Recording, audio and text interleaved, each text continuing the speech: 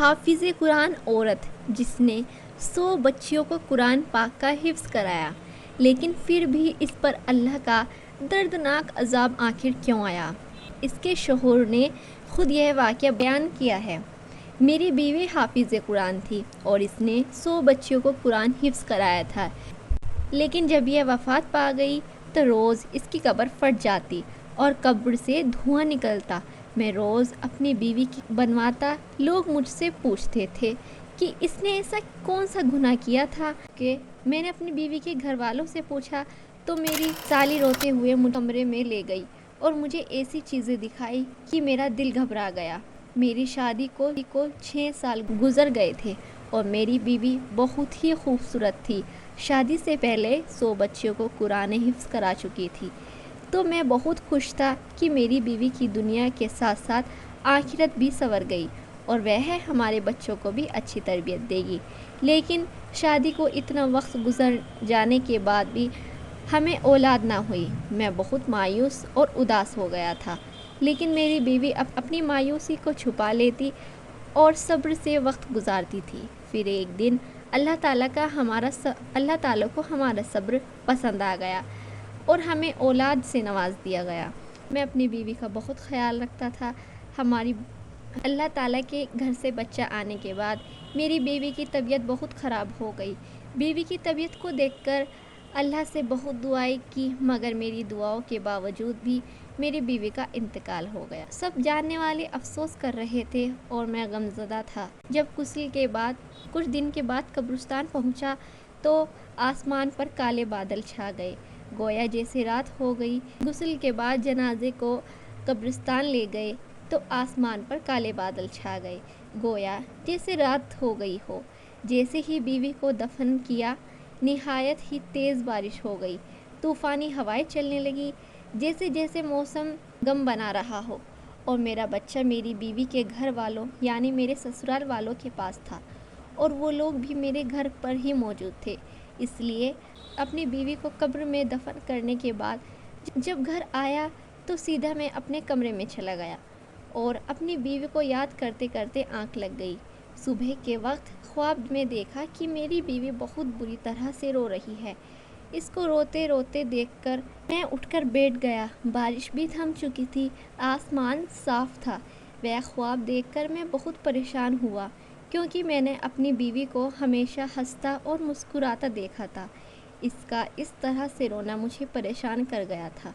فجر کا وقت تھا۔ میں نے اپنی بیوی کی مغفرت کے لیے دعا کی۔ ویسے تو یقین تھا کہ میری بیوی بہت نیک تھی، نمازی، پرہیز اور حافظ قرآن۔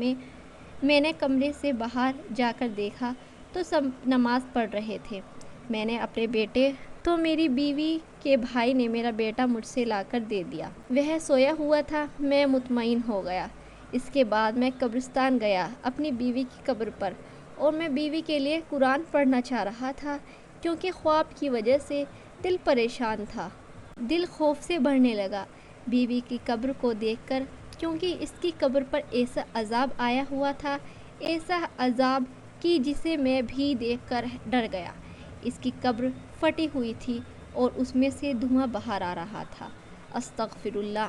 یہاں اتنی تپش تھی کہ وہاں کھڑا ہونا مشکل ہو گیا تھا۔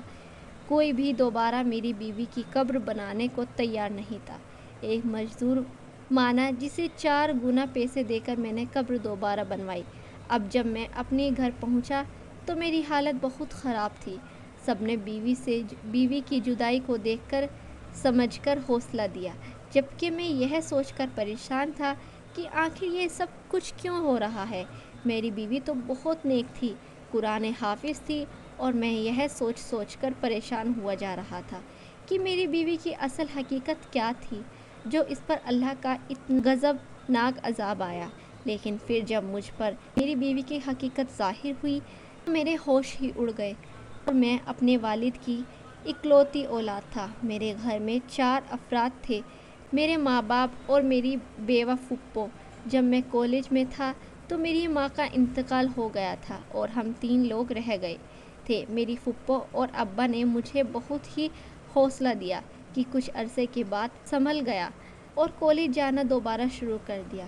جب پڑھائی مکمل ہوئی تو میری پھپھو اور باپ کو میری شادی کا شوق ہوا اور میرے لیے لڑکی تلاش کرنا شروع کر دیا کہ میری پھپھو کو اپنے مرحوم شوہر کے خاندان میں ایک لڑکی کا خیال آیا جس نے ان کا ملنا جلنا تھا۔ سب کا کہنا تھا کہ لڑکی خوب سنجیدہ ہے، اس کے ماں باپ نہیں ہے، وہ صرف 2 بہن اور 1 بھائی ہے۔ اس نے اپنے دونوں بھائی بہنوں کو پالا ہے، وہ نمازی ہے اور حافظ قرآن ہے اور گھر میں بچیوں کو قرآن حفظ کراتی ہے، جس سے کہ وہ بچیوں کو پڑھا کر کما کر وہ اپنا گھر چلاتی ہے۔ یہ سنا تو میں بہت خوش ہوا، اس سے شادی کے لیے ہاں کر دی۔ پھپھو نے میری شادی اس سے طے کر دی۔ اس نے شرط رکھی کہ جب تک بھائی اور بہن کی شادی نہیں ہوگی وہ شادی کے بعد بھی ان کی مالی مدد کرے گی۔ مجھے اس بات سے کوئی اعتراض نہیں تھا۔ ہونے کے بعد شادی ہو گئی۔ میں نے جب اپنی وہ بالکل ویسی ہی تھی جیسا میں نے اپنی پھپھو سے اس کے بارے میں سنا تھا۔ اس نے مجھے کبھی بھی کوئی شکایت نہ ہونے دی۔ شادی کے 3 سال بعد والد صاحب کا انتقال ہو گیا۔ میں بہت بے سکون ہو گیا تھا۔ خاندان کے لوگوں نے جینا مشکل کر رکھا تھا۔ وہ ہر وقت میری بیوی کو باتیں سناتے تھے جب شادی کو 6 سال ہونے والے تھے کہ اللہ نے ہمیں اولاد کی خوشخبری دی۔ ہم تینوں پھر سے جی اٹھے۔ میری پھپھو اور میں نے میری بیوی کا خوب خیال رکھتے اور احتیاط کی۔ میرا بیٹا بہت ہی خوبصورت اور صحت مند تھا، لیکن میری بیوی کی طبیعت بگڑ گئی اور وہ وفات پا گئی۔ یہ سب اچانک ہوا اور میں اتنا صدمہ برداشت نہیں کر پا رہا تھا۔ میں نے اور میری بیوی نے اپنے بیٹے کو لے کر بہت سے منصوبے بنائے تھے۔ میری بیوی کی قبر پر آیا عذاب مجھے پریشان کر رہا تھا، کیونکہ وہ تو ہر حال میں اللہ کا شکر ادا کرتی تھی، اس میں کوئی برائی نہیں تھی۔ مجھے حیرت اور صدمہ تھا کہ میں اتنے سال بعد بھی اس کو نہ جان سکا۔ میری بیوی اگر کوئی گناہ کر رہی تھی میں کیوں نہ جان سکا؟ شاید میں اس کو اس گناہ سے روک لیتا۔ ان دنوں گھر میں کیا چل رہا تھا مجھے کچھ بھی خبر نہ تھی۔ میرا بیٹا کس کے پاس تھا مجھے کچھ معلوم نہ تھا۔ میں اپنی بیوی کی مغفرت کی دعا کرتے دن پھپھو آئی اور کہنے لگی کہ ایک ضروری بات کرنی ہے، تو پھپھو کی بات سن کر مجھے غصے میں آ گیا، کیونکہ میری بیوی کو گزرے ہوئے 21 دن ہی ہوئے تھے۔ میری پھوپھی میری دوسری شادی کا سوچ رہی تھی۔ غصے میں آ گیا اور کہنے لگا اتنی جلدی مجھ سے شادی کی بات نہ کرے۔ انہوں نے کہا کہ وہ بوڑھی ہو گئی ہے اور مجھے اور میرے بیٹے کو نہیں سنبھال سکتی۔ اپنا بیٹا خود سنبھالو یا پھر اس کو دے دو، جو اس کو دن رات ماں کی طرح سنبھال رہی ہے۔ میں حیران تھا کہ میرے بیٹے کو کون سنبھال رہا ہے، کیونکہ مجھے تو لگتا تھا کہ میری پھپھو ہی میرے بیٹے کو دیکھ بھال کر رہی ہے۔ میرے بیٹے کو میری بیوی کی چھوٹی بہن سنبھال رہی تھی۔ پھوپھی چاہتی تھی کہ میں اس سے نکاح کر لوں تاکہ بیٹے کو ماں کا پیار مل سکے۔ میں اس بات کو ماننے سے انکار کر رہا تھا، لیکن پھپھو کا اصرار دن رات پردن بڑھتا رہا۔ وہ ہر روز مجھے میرا بیٹا دکھاتی، جو بالکل صاف ستھرا، صحت مند، خوبصورت ہوتا تھا، اور چاہتی کہ میں اپنی بیوی کی بہن سے نکاح کر لوں اور ہمیشہ کے لیے اسے گھر میں رکھ لوں۔ میں نے کام پر جانا شروع کر دیا، سارا دن باہر رہتا اور رات کو آ کر پھپھو کی گفتگو سنتا۔ میری پھپھو نے زبردستی مجھ کو منوا کر شادی کے لیے ہاں کروا لی۔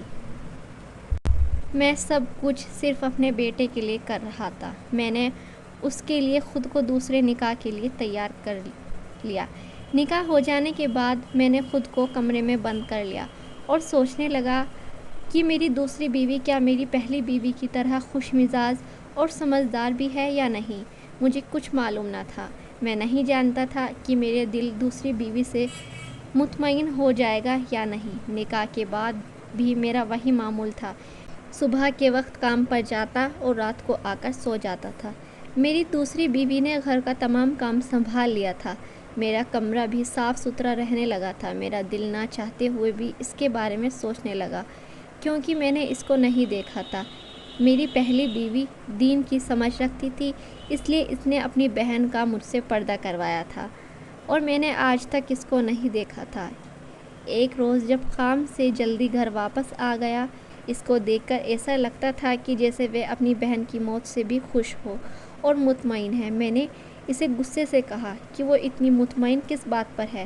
میرا سوال اس کے لیے حیران کن تھا۔ وہ حیرت اور پریشان سے مجھے دیکھ رہی تھی۔ میں نے اس سے کہا، کیا تم نے اپنی بہن کی موت کا ذرا بھی دکھ نہیں ہے، جو اس کی جگہ لے کر اتنی خوش ہو رہی ہو، جبکہ اس کی بہن کی موت جوانی میں ہو گئی، قبر میں بھی عذاب جھیلا تھا۔ میری بات نے جب اس کی آنکھوں سے آنسو آ نکلے تو مجھے اپنی غلطی کا احساس ہوا۔ وہ مجھے صدمے سے دیکھتی رہی اور رو پڑی۔ روتے روتے اس نے ایسی بات کہی جسے سن کر میں حیران رہ گیا۔ وہ بار بار کہہ رہی تھی کہ مجھے یہی خوف تھا کہ باجی سے اللہ ناراض ہو جائے گا اور اس کا عذاب دے گا، مگر وہ میری نہ سنتی تھی۔ میں اس کی یہ بات سن کر حیران رہ گیا، کیونکہ میری مرحوم بیوی کچھ ایسا کرتی تھی جس سے اس کی بہن واقف تھی اور اسے روکتی تھی۔ جب میں نے تفصیل سے پوچھا تو وہ پریشان ہو گئی اور بات بدلنے لگی۔ میں نے سچ جاننے کے لیے التجا کی تو اس نے مجھے اپنی بہن کی حقیقت بتائی۔ اس نے بتایا، میری بہن نیک لڑکی تھی اور حافظ قرآن ہونے کی وجہ سے وہ ہر وقت تلاوت کرتی تھی۔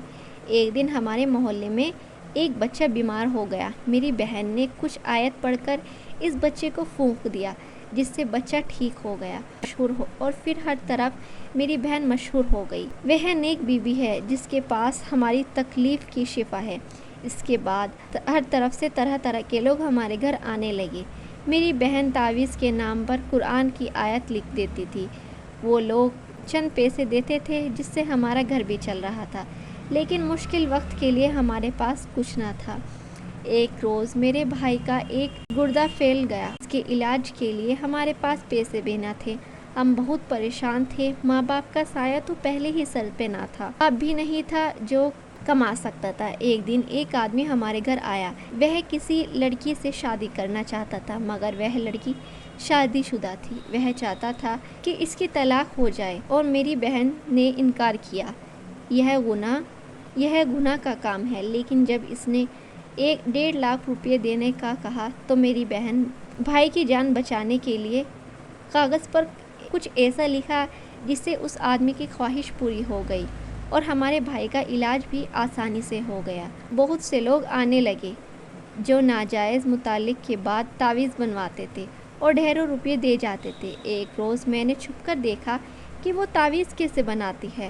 جو میں نے دیکھا تو میں دنگ رہ گئی۔ میری بہن کاغذ پر الٹا قرآن لکھ رہی تھی۔ استغفر اللہ! اور یہ کالا علم بھی تھا۔ میں اپنی بہن کو روکنے لگی کہ وہ توبہ کر لے۔ اس نے کہا کہ میں اگر ایسا نہ کرتی تو ہمارا بھائی کب کا مر جاتا۔ میں نے کہا اس عمل سے بہتر تھا کہ ہمارا بھائی مر جاتا، مگر وہ یہ کام نہ کرتی۔ بہن کو بہت سمجھایا مگر وہ لالچ میں آ گئی تھی۔ وہ اتنی نیک تھی، اس نے روحانیت پالی تھی، لیکن پیسوں کے لالچ میں آ کر اس نے سب گنوا دیا۔ اس کی زندگی اچھی تھی، نمازی پرہیز تھی، مگر اس نے گناہ نہیں چھوڑا۔ میں ڈرتی تھی کہ اس نے یہ نہ چھوڑا تو اللہ تعالیٰ اس کو مہلت نہ دے، اور پھر وہی ہوا۔ اسے توبہ کرنے کا مہلت نہیں ملی۔ میرا کہا بھی سچ ہو گیا۔ یہ سن کر میں حیران تھا کہ جسے میں نیک سمجھتا رہا وہ پیسوں کے لالچ میں گناہ کرتی تھی، اور پھر آج وہی عذاب اس کی قبر پر آ رہا ہے۔ استغفر اللہ! کالا علم کروانا اور کالا علم کرنے والا دونوں پر اللہ کی لعنت ہے، اور اللہ تعالیٰ کا ان پر سخت عذاب آ جائے گا۔ اللہ پاک سے دعا ہے کہ ہم سب کو ایسے حرام کاموں سے بچنے اور نیک اور بھلائی کے راستے پر چلنے کی توفیق عطا فرمائے۔ آمین یا رب العالمین۔ میرے محترم عزیز، ایسے ہی اسلامک اور سچے جاننے کے لیے ویڈیو کو ایک لائک اور چینل کو ایک مرتبہ سبسکرائب ضرور کیجیے گا، اور اس ویڈیو کو آگے بھی ضرور شیئر کیجیے گا تاکہ بہت سے لوگوں کو ہدایت مل سکے۔ آمین۔ السلام علیکم۔